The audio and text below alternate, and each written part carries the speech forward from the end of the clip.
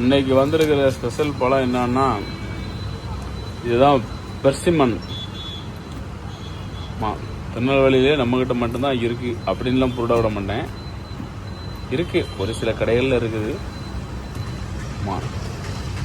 இது எதுக்கு யூஸ் ஆயிடுச்சுன்னா புற்றுநோய். இப்போ புற்றுநோய் எல்லாருக்குமே ஒரு ஈஸியாக வரக்கூடிய ஒன்றாயிருச்சு. ஆமாம், எந்த பெண்களை கேட்டாலும் புற்றுநோய் புற்றுநோய் புற்றுநோய். அதுவும் மார்பக புற்றுநோய்னா நிறைய வந்துருக்கு. இது அவ்வளோ சத்தம். இது ஜப்பானிய பொருள் தான். ஆமாம், ஜப்பானோட தமிழ்நாட்டோட ஃபேவரேட் பழம், இந்த மாநில பழம், மாவட்டம் பழம், அதுக்கப்புறம் இந்தியாவோட பழம் சொல்லுவாங்க. என்பது ஜப்பான் நாட்டோட பழம். அவ்வளோ அருமையான பழமா, நல்லா இருக்குன்னு வெட்டி சாப்பிட்டா.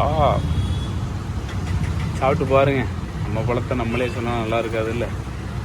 ஆமாம், அதுக்காண்டி தான். எதுக்காண்டி சொல்கிறேன்னா அதுக்காண்டி சொல்கிறேன். வேணால் கூகுள்லேயோ இல்லைன்னா யூடியூப்லேயோ சர்ச் பண்ணுங்கள், பெர்சிமன் ஃப்ரூட்ஸ். எங்களுக்கு கிளைகள் 2 உண்டு. இது தவிர வேறு எதுவும் கிளைகள் கிடையாது. Persimmon fruits.